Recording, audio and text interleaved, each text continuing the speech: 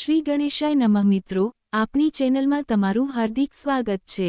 આજે આ વિડીયોમાં આપણે સાંભળવાના છીએ પોષ માસની અમાવસ્યા એટલે કે મૌની અમાવસ્યાની કથા અને તેનું મહાત્મ્ય। જો આ વિડીયો તમને ગમતું હોય તો લાઇક અને શેર કરજો। આ ચેનલ પહેલી વખત જોઈ રહ્યા છો તો સબસ્ક્રાઇબ પણ કરી લેજો, જેથી નવા વિડીયોની જાણ આપ સુધી તરત પહોંચી શકે। ધન્યવાદ મિત્રો। પોષ માસ એટલે પુષાદેવનો માસ, ભગવાન સૂર્યનારાયણનો માસ, પોષણ કરનારા દેવતાનો માસ। એ માટે આખા માસમાં આપણે સૂર્યપૂજનનું ખાસ મહત્વ દર્શાવીએ છીએ। જો કે સૂર્યપૂજા રોજ કરવી જોઈએ, આથી દેવઋણમાંથી મુક્તિ મળે છે। ખાસ કરીને અમાવસ્યાની તિથિ, જે મહાદેવને બહુ જ પ્રિય છે, એ દિવસ ખૂબ જ ખાસ માનવામાં આવે છે। આખા મહિને એક એવો દિવસ આવે છે જ્યારે પિતૃઓ જે સ્વર્ગસ્થ થઈ ગયા હોય તેમના સ્મરણમાં અમે તેમને યાદ કરીએ છીએ। આ દિવસે અમે તેમના માટે કંઈક કરીએ છીએ જેને શ્રાદ્ધ કહે છે।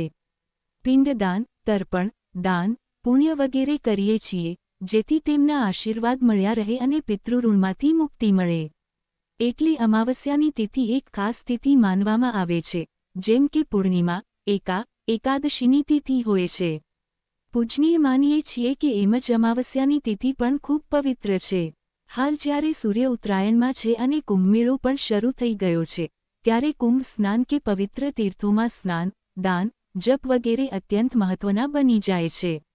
ઉત્તરાયણ એટલે સૂર્યની દેવો માટે જાગૃતિની સમયગાળો। આ સમયે આપણે દાન, પુણ્ય અને શુભ કાર્યો કરીએ, મંત્ર જાપ કરીએ તો આપણા ઇષ્ટદેવતાનો આ બધો જાપ સાર્થક થાય છે, કારણ કે પ્રભુ સીધી રીતે આપણા પ્રાર્થનાઓ સાંભળે છે। આ 6 માસ દરમિયાન જે દેવતાઓના દિવસ હોય છે, કર્મનું ફળ તો દરેકને ભોગવવું જ પડે છે। એટલે આજે અમાવસ્યાના દિવસે ભગવાન ન્યાય અને દંડના દેવતા સૂર્યનંદન શનિદેવની પૂજા આરાધનાનું પણ ખાસ વિધાન છે। માન્યતા છે કે પોષ માસની જે અમાવસ્યા હોય છે તે મૌન વ્રત માટે ખાસ સાધનાની સિદ્ધિ માટે મનાય છે, એટલે આ અમાવસ્યાને મૌની અમાવસ્યા પણ કહે છે। આજના દિવસે મૌન ધારણ કરીને ભગવાન વિષ્ણુની પૂજા અર્ચના કરવામાં આવે છે। મૌન રહીને જે તપ સાધના થાય છે તેનું લાખ ગણું ફળ મળે છે। મૌન રહીને આપણા અંદર આવેલી શક્તિઓનો વિકાસ થાય છે। તેથી આ મૌની અમાવસ્યાના દિવસે જેટલું શક્ય હોય તેટલું મૌન રહીને મંત્ર જાપ કરવો અને મૌન રાખવો ખૂબ શુભ માનવ આમાં આવે છે। જો પવિત્ર તીર્થમાં જઈને સ્નાન ન કરી શકીએ તો ઘરમાં જ પવિત્રતા જાળવી સ્નાન કરવું જોઈએ। તીર્થોનું યાદ કરીને ગંગા, યમુના, સરસ્વતી સહિતના તીર્થોનું સ્મરણ કરીને સ્નાન કરી શકીએ છીએ। પણ ખાસ વાત એ છે કે જ્યારે આપણે સ્નાન કરીએ, પૂજન કરીએ, પિતૃ તર્પણ કરીએ, પ્રભુને ભોગ લગાવીએ કે દાન પુણ્ય કરીએ, આ રે તલનો ઉપયોગ કરવો શુભ માનવામાં આવે છે। ખાસ કરીને કાળા તલની એક ચપટી જળના વાસણમાં નાખીને તે જલથી સ્નાન કરવું આજે ખૂબ પવિત્ર ગણાય છે। સાચું કહીએ તો પવિત્ર તીર્થોના જલનું સ્મરણ કરીને સ્નાન કરવાથી તે તત્વ આપણામાં આવી જાય છે અને પવિત્રતા આપણા જળમાં પણ સમાઈ જાય છે। જો ત્યાં જઈ શકીએ તો પણ તે ઉત્તમ છે। હવે આપણે ચાલો જાણીએ કે આ અમાવસ્યાના દિવસે પૂજા કેવી રીતે કરવી। આજે સવારે સ્નાન કરીને, સાફસૂથરા કપડાં પહેરીને સૂર્યનારાયણને અર્થી અર્પણ કરવી। અર્થી આપતી વખતે ચપટી તલ જરૂર જળમાં નાખવી। બંને હાથમાં ખોબો ભરીને અંજલિ બનાવી તેમાં ચપટી તલ સાથે સૂર્યનારાયણને અર્થી આપવી અને આપણા પિતૃનું પણ સ્મરણ કરવું। ગાયત્રી મંત્ર બોલી શકાય તો બોલો, નહીં તો ઓમ સૂર્યાય નમઃ મંત્રનો જપ કરી શકાય છે। ત્યારબાદ આપણા ઇષ્ટદેવતા કે ઇષ્ટદેવીની પૂજા કરવી, જેમ અમારા ઘરના મંદિરે બેસેલા હોય। ઘરમાં સાફસફાઈ રાખવી અને દીપક પણ ઘરમાં પ્રગટાવવો। અમાવસ્યાના દિવસે પિતૃઓ માટે ખાસ દાન પુણ્ય કરાય છે। આજે પીપળાનું વૃક્ષ કે જે બધા દેવતાઓનું નિવાસ સ્થાન છે, તેમાં માતા મહાલક્ષ્મી અને વિષ્ણુ ભગવાનનો પણ વાસ છે અને પિતૃદેવતાઓ માટે પણ પીપળાના વૃક્ષને પાણી અર્પણ કરવું। પાણીમાં તળ મિશ્રિત કરી પાણી આપવું અને સૂતરના દોરા વડે 7 કે 108 પરિક્રમા કરી શકાય છે। પિતૃઓને યાદ કરી દીપ પ્રજ્વલિત કરવો, મીઠાઈનો ભોગ લગાવવો અને તુલસી લાવી તુલસી માતાનું પૂજન કરવું। ખાસ કરીને ગાયની સેવા કરવી, પશુ પક્ષીઓને દાણા ચરણની વ્યવસ્થા કરવી। પિતૃઓની યાદમાં બ્રાહ્મણોને દાન અને દક્ષિણા આપવી। આપી શકીએ છીએ કે જરૂરિયાતમંદને જે પણ જરૂર હોય તે પ્રમાણે દાન કરીએ। આજકાલ લોકો વ્રત પણ રાખે છે. અમાવસ્યાનું વ્રત હોય છે જે પિતૃના સ્મરણમાં પણ રાખી શકાય છે અને માં બહુચરમાને પણ સન્માન આપવામાં આવે છે. અમાવસ્યાનું વ્રત 3 વખત રાખાય છે. આ વ્રત મોક્ષ આપનાર માનવામાં આવે છે. આજે ભગવાન મહાદેવની ખાસ પૂજા થાય છે. જો ઘરમાં નાનું શિવલિંગ હોય તો તેની પણ પૂજા કરી શકાય છે. શિવાલય જઈને પણ ભગવાન મહાદેવના દર્શન કરી શકાય છે અને શિવજીની પૂજા અર્ચના કરી શકાય છે. શિવજીની પૂજામાં ખાસ કરીને ગંગાજળનો ઉપયોગ થાય છે. કે કેવળ શુદ્ધ પાણી હોય તો જ કાચું દૂધ મળે નહીં તો ફક્ત પાણીથી ભગવાન મહાદેવની પૂજા કરવી. કાળા તલ અર્પણ કરવા અને એન ફૂલો ભગવાન મહાદેવને ચઢાવી શકાય છે, જેમ કે બિલ્વપત્ર. તેના ઉપરાંત ભગવાન મહાદેવની સામે એક પૂરું શ્રીફળ પણ ધરાવવું જોઈએ. તેને અર્પણ કરવામાં આવે છે. દક્ષિણાથી લઈને ધૂપ, દીપ અને નૈવેદ્યમાં ભાતની ખીર હોય છે, અથવા તો નિષ્ઠાન, અથવા જે અમે હાલ સિઝનના ફળફળાદી ભોગમાં મૂકી શકીએ તે પણ અર્પણ કરી શકાય છે. પછી ભગવાનની આરતી ઉતારીને પ્રભુને પ્રાર્થના કરવી કે તેમનું જીવન, મૃત્યુ અને સફળતા સારી રીતે બને, પિતૃદેવતાઓની પણ કૃપા મળે અને પોતાના પિતૃઓની આત્માને શાંતિ અને મોક્ષ મળે એવી મહાદેવને પ્રાર્થના કરાય છે. કેમ કે મહાદેવ છે ભૂતનાથ, દેવોના દેવ છે મહાદેવ અને ભૂતોના રાજા છે. એટલે પિતૃદેવતાના મોક્ષ માટે ભગવાન મહાદેવની પ્રાર્થના કરવામાં આવે છે. આજે અમાવસ્યા છે, જે દેવી લક્ષ્મીજીને સમર્પિત છે. તેથી આજે લક્ષ્મી પૂજન ખાસ કરવામાં આવે છે. લક્ષ્મીજીનું શ્રી યંત્ર હોય તો તેની પણ પૂજા થઈ શકે છે. લક્ષ્મી યંત્ર સાથે ભગવાન શ્રીનારાયણની પણ પૂજા કરી શકાય છે. હનુમાનજીના મંદિરે જઈને ચોળા ચઢાવી શકાય છે, જેમાં શ્રી હનુમાનજીના વસ્ત્ર હોય, ધૂપ-દીપ, નૈવેદ્ય અને ચમેલીનું તેલ, આંકડાના પુષ્પોની માળા હોય અને પ્રભુની દોટ સામે મીઠાઈનો ભોગ લગાડી શકાય છે. આ અમાવસ્યાના દિવસે દીપદાનનું પણ ઘણું મહત્વ છે. મૌની અમાવસ્યાના દિવસે પિતૃઓ માટે સૂર્યાસ્ત બાદ પ્રદોષકાલે, જે લગભગ 5:30 કે 6 વાગ્યાની આસપાસ હોય છે, પિતૃ માટે દીપદાન કરવું, દીપક પ્રગટાવવું શુભ માનવામાં આવે છે. દીપક ક્યાં પ્રગટાવવો? મૌની અમાવસ્યાના દિવસે પિતૃ માટે દક્ષિણ દિશા તરફ મુખ કરી દીપક પ્રગટાવાય છે. પિતૃની દિશા દક્ષિણ દિશા ગણાય છે, જે યમની દિશા છે. આમ કરવાથી પિતૃદેવતા પ્રસન્ન થાય છે. મૌની અમાવસ્યાના દિવસે સૂર્યાસ્ત સમયે માટીનો દીપક લઈ તેમાં સરસો કે તલનું તેલ ભરવું જોઈએ. તેલમાં રૂની વાટ રાખીને, લાંબી કે ઊભી જે રીતે રાખવી હોય તે રીતે મૂકી શકાય છે. ત્યારબાદ દક્ષિણ દિશા તરફ મુખ કરીને આ દીપક પ્રગટાવવામાં આવે છે. આ સિવાય ઘણા લોકો પાણિયારા, જ્યાં આપણે માટલું મૂકી રહ્યા હોઈએ ત્યાં પણ દીપક પ્રગટાવે છે, ખાસ કરીને સૂર્યાસ્તના સમયના આસપાસ. આવું કરવાથી પિતૃદેવતાની કૃપા મળે છે. પિતૃઓની કૃપા માટે, મોક્ષ માટે ગીતાજીનો 7મો અથવા બીજો અધ્યાય વાંચી શકાય છે. વિષ્ણુ સહસ્ત્ર નામનો પાઠ પણ કરી શકાય છે. આ અમાવસ્યાના દિવસે કાળું તલ, સફેદ પુષ્પો અને કુશ ઘાસ લઈને પિતૃઓનું સ્મરણ કરવું જોઈએ અને નદી કે તળાવના કિનારે તર્પણ કરવું જોઈએ. આવું કરવાથી સારું થાય છે. કરીએ તો પિતૃઓ ખુશ થાય છે, પિતૃદોષથી પણ છુટકારો મળે છે અને ઘરમાં ખુશહાલી અને સમૃદ્ધિ આવે છે. આ મૌની અમાવસ્યાના દિવસે જે પિતૃ કામ કરીએ, દાન પુણ્ય કરીએ, તેનું શું ફાયદો છે તે પણ જાણીએ. પવિત્ર તીર્થમાં નહાવાથી પાપો માફ થાય છે, એટલે કે મન પવિત્ર થાય છે. પિતૃ માટે પિંડદાન કે તર્પણ કરવાથી પિતૃદોષથી છુટકારો મળે છે અને ઘરમાં સુખ સમૃદ્ધિ આવે છે. દાનનું મહત્વ પરંપરાગત રીતે વર્ષોથી ચાલતું આવે છે. જે પાસે છે તે પોતાનું દાન કરે અને જે પાસે ન હોય તે પણ દાન આપવાનું પ્રયત્ન કરે, જેથી જીવન સરળતાથી ચાલે. એકબીજાની મદદ કરતા રહીએ, જેથી આપણા કર્મ પણ શુદ્ધ રહે. આજના દિવસે ગરમ કપડાં છે, અન્ન છે, ધન છે અને તલનું દાન જીવનની દરેક મુશ્કેલીમાંથી છુટકારો આપનારા છે. અન્ન અને ધનનું દાન કરવાથી ઘરમાં શાંતિ અને સુખ રહે છે, આર્થિક તંગીથી પણ મુક્તિ મળે છે. અમાવસ્યાના દિવસે મહાકુંભ દરમિયાન અમૃતસ્નાન કરવું ખાસ શુભ ગણાય છે. સોમવારની અમાવસ્યા, રવિવારની 7મી, મંગળવારની ચતુર્થી અને બુધવારની અષ્ટમી, આ ચારેય તિથિઓ સૂર્યગ્રહણ જેટલું ફળદાયી છે. આ તિથિઓમાં તીર્થસ્નાન, દાન, જપ, શ્રાદ્ધ વગેરે કરવાથી અનેક ગુણ મળતા હોય છે અને તે અક્ષય ફળ આપે છે, જે ક્યારેય ખતમ નથી થતું. ધર્મરાજ યુધિષ્ઠિર દ્વારા આ વાત કહેવામાં આવી છે. મહાભારતના યુદ્ધ પછી સરસૈયા પર સૂતા પિતામહ ભીષ્મજીને ચરણમાં વંદન કરીને ખૂબ જ આદરથી પૂછ્યું, હે પિતામહ, હું બહુ દુઃખી છું, મારું મન શાંત નથી.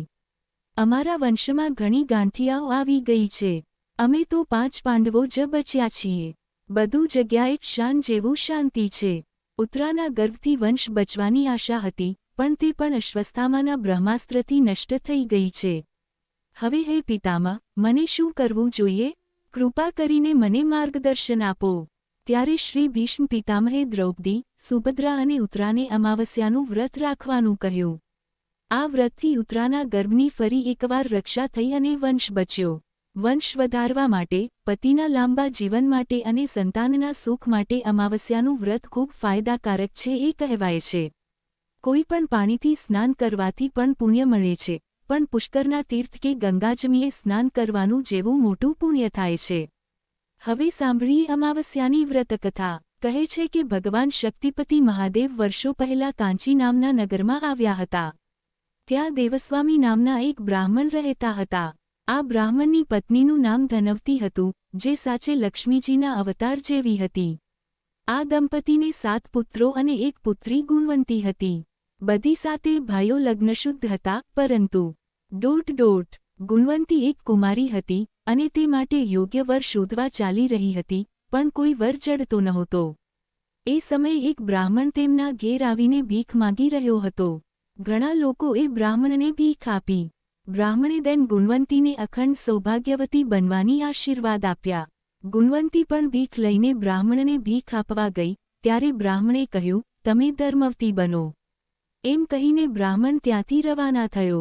ગુણવંતીએ વાત પોતાની માનને કહી, બાબા મહારાજે મારા ભાભીઓને તો અખંડ સૌભાગ્યવતી બનવાના આશીર્વાદ આપ્યા, પણ મને કેમ ધર્મવતી બનો એવો આશીર્વાદ આપ્યો?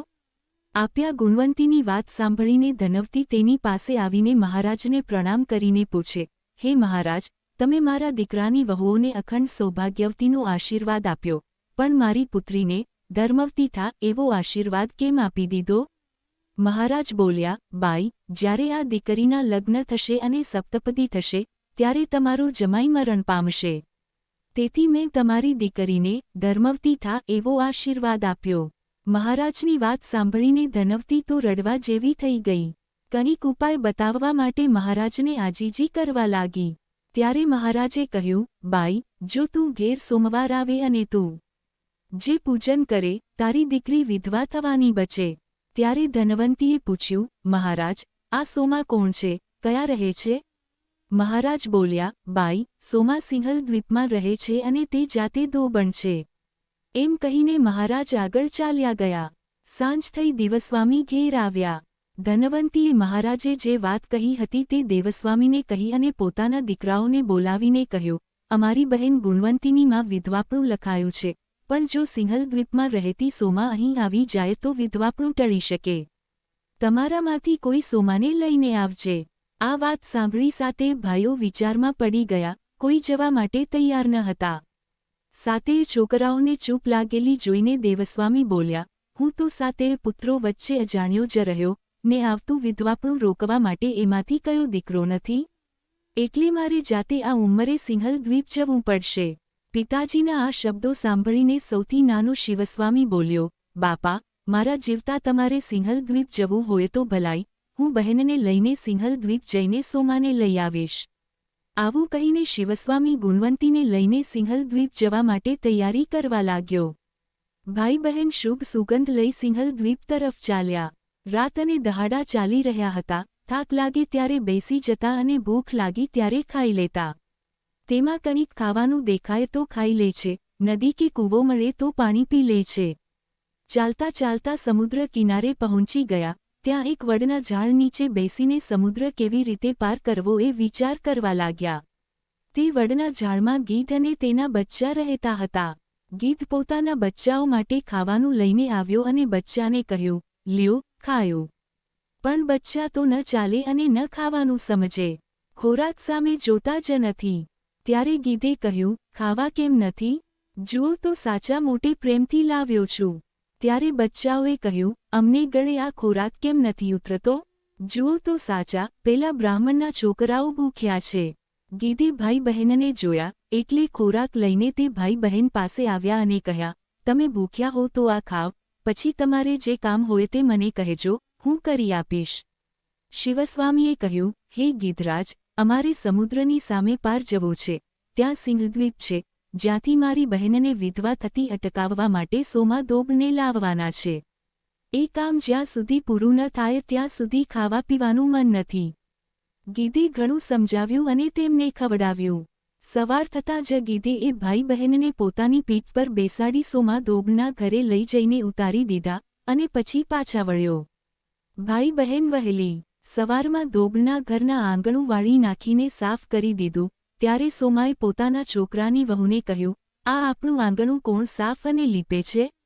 વહુઓને તો ખબર નથી, પછી શું જવાબ આપે? સોમાએ વિચાર્યું કે કોણ લીપે છે તે શોધવું જોઈએ. તે શાંતિથી રાતે જાગીને નિયમિત રીતે સવારમાં ભાઈ બહેન આંગણું સાફ કરીને લીપવા બેઠા. એમાં સોમા તેમની પાસે આવીને કહ્યું, તમે કોણ છો અને શા માટે મારું આંગણું લીપો છો? ત્યારે શિવસ્વામી કહે છે, અમે બ્રાહ્મણના બાળકો છીએ. શિવસ્વામીના આ શબ્દો સાંભળી સોમા તો ચકિત થઈ ગયા. રડવા લાગ્યા અને કહેવા લાગ્યા, અરે રે, આ તો ઉલટી ગંગા વહેવી રહી છે. મારું દોબનું આંગણું બ્રાહ્મણના છોકરાના લીપે અને મહારાજ, તમે શું કરી રહ્યા છો? મને પાપમાં નાખી રહ્યા છો. તો શિવસ્વામીએ કહ્યું, આ મારી બહેન ગુણવંતીની નસીબે ચોરીમાં રંડાપો લખાયો છે, પણ લગ્ન પ્રસંગે તમે જો હાજર રહો તો આવતો રંડાપો અટકે. એટલે તમને પ્રસન્ન કરવા માટે જ અમે આ કામ કરી રહ્યા છીએ. સોમાએ આ વાત સાંભળીને કહ્યું, મહારાજ, હું તમારી સાથે તમારે ત્યાં આવીશ. હવે કૃપા કરીને આજે મારા આંગણાની સફાઈ કરો, તે કામ પછી રહેવા દો. પછી સોમાએ ઘરમાં જઈને વહુઓને બોલાવીને કહ્યું કે મારી ગેરહાજરીમાં જો કોઈનું મોત થાય તો તમારે તે મરદાને મારા આવ્યા વિના બહાર કાઢવાનું નથી. વહુએ તેમ કરવા હા પાડી. એટલે સોમા, શિવસ્વામી અને ગુણવંતીને લઈને આકાશ માર્ગે ઉડી ગયા. જોત જોતા તો કાશીનગરીમાં આવી પહોંચ્યા. સોમાને લઈને શિવસ્વામી અને ગુણવંતી ઘેરે આવ્યા. ધનવતીએ સોમાનું પૂજન કર્યું. પછી ઉજ્જૈનમાં રહેતા રુદ્રશર્મા સાથે ગુણવંતીના લગ્ન કર્યા. શુભ મુહૂર્ત આવતા લગ્નની તૈયારીઓ કરવા લાગ્યા. મંત્રોચ્ચાર સાથે લગ્નની વિધિ શરૂ થઈ ગઈ. સપ્તપદીની વિધિની શરૂઆત થતાં જ રુદ્રશર્મા એકદમ મરી ગયા. ત્યાં તો રોગ અકળ શરૂ થઈ ગયો. ધનવતી તો માથું કૂટવા લાગ્યું. નાનાથી મોટા દરેકની આંખમાં આંસુ આવી ગયા. લગ્ન મંડપમાં શુભ અવસરની જગ્યાએ રડવાનું શરૂ થયું. ત્યારે સોમાએ કહ્યું, ક્લેશ ના કરો, પરમાત્મા જમાઈને હમણાં જ બેઠા કરશે. આમ કહીને તેણે જે અમાવસ્યાનું વ્રત કર્યું હતું તે વ્રતનું પુણ્ય ગુણવંતીને આપી દીધું. એટલે તરત જ રુદ્રસ્તરમાં બેઠા રહ્યા અને રડતા હતા. ત્યારે બધા હસવા લાગ્યા. લગ્નની વિધિ પૂરી થઈ. પછી સોમા બધાની રજા લઈ પોતાના ઘરે જવા માટે તૈયાર થઈ.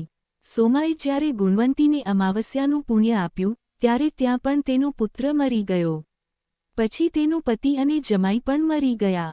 સોમા તો ઉતાવળે ઘેર જતા હતા ત્યારે રસ્તામાં એક કપાસથી ભરેલું ભારવાળું ડોસ મળ્યું. તે સોમાએ બોલ્યું, બહેન, મારા માથાનો ભાર થોડો ઉતારો. સોમાએ કહ્યું, માડીએ, આજે તો મારે અમાવસ્યાનું વ્રત રાખવું છે, મારાથી કપાસનો ભાર નહીં અડકે. ડોસ આવી રીતે કહીને આગળ ચાલતા રહ્યા. એટલામાં મૂળાનો ભાર લઈને જતી એક બાઈ આવી અને સોમાને કહી, બહેન, ઓ બહેન, મારા માથા પરથી થોડીવાર માટે ભાર ઉતારો, ચાલો જરા બેસીને વાત કરીએ. સોમાએ કહ્યું, ના રે, ના બહેન, આજે તો મારે અમાવસ્યાનું વ્રત છે, મારાથી મોડું નહીં થાય. આવું કહીને સોમા નદી પાસે ઊભેલા પીપળાના ઝાડ પાસે ગયો. નદી પાસે જ પીપળાનું વૃક્ષ. હું ત્યાં જઈને વિષ્ણુ પૂજન કર્યું, 108 પરિક્રમા કરી. આવું કરતા જ મરેલા પુત્ર અને પતિ જમાઈ બેઠા રહ્યા. ચાલતા ચાલતા સોમા પોતાના ઘરે આવ્યા. બધા સ્વસ્થ અને ખુશ દેખાતા આનંદ થયો. ત્યારે ઘણા લોકોએ પૂછ્યું, બા, આ બધા મરેલા જીવતા કઈ રીતે બન્યા? સોમાએ કહ્યું, મેં ગુણવંતીને આ અમાવસ્યાનું પુણ્ય આપ્યું છે, એટલે બધા મરી ગયેલા જીવ્યા. રસ્તામાં હું કપાસને અટકી નશી, મૂળાને અટકી નશી, પીપળાના મૂળમાં વિષ્ણુભોજન કર્યું અને સાકરને હાથમાં લઈને 108 પરિક્રમા કરી. એથી આ બધા મૃત્યુ પામેલા જીવ્યા. સોમા વહુઓને કહે છે, હે વહુઓ, જો તમે પણ અમાવસ્યાનું વ્રત કરશો તો અખંડ સૌભાગ્યલક્ષ્મી પ્રાપ્ત થશો. સાસુમાની આ વાત સાંભળીને વહુઓ પણ આ અમાવસ્યાનું વ્રત કરવા લાગ્યા અને વ્રતના પ્રભાવથી તે અખંડ સુખી બની અને તેના પુત્ર, પૌત્ર વગેરે એટલે વંશ પણ વધ્યા. અંતે એ લોકો સ્વર્ગમાં ગયા. અમાવસ્યાના દેવતા ભગવાન શિવજી છે. નારાયણ જેમ આપ સોમવારે ફળે તેવા આ વ્રત કરનાર, કથા કહેનાર અને સાંભળનાર સૌને ફળ મળે. બોલો અમાવસ્યાના દેવતાની જય. તો મિત્રો, ચાલો સાંભળીએ અમાવસ્યાના મહાત્મ્યની કથા અને ઉપાયો. મને આશા છે કે તમને આ વિડિયો જરૂર ગમ્યો હશે. આજના દિવસે ભગવાન સૂર્યનારાયણને અર્ધી અર્પણ કરવું જરૂરી છે. પિતૃના પણ પિતૃ હોય છે અને ગાયત્રી મંત્રનો જપ કરવો. ઓમ ભૂર્ભુવસ્વઃ તત્સવિતુર્વરેણ્યં ભર્ગોએ દેવસ્ય ધીમહિ ધિયો યો નઃ પ્રચોદયાત. બોલો પિતૃનારાયણ દેવની જય. મિત્રો, મને સાંભળવા માટે ખૂબ ખૂબ આભાર. આપ સૌને મારા તરફથી જય શ્રી કૃષ્ણ.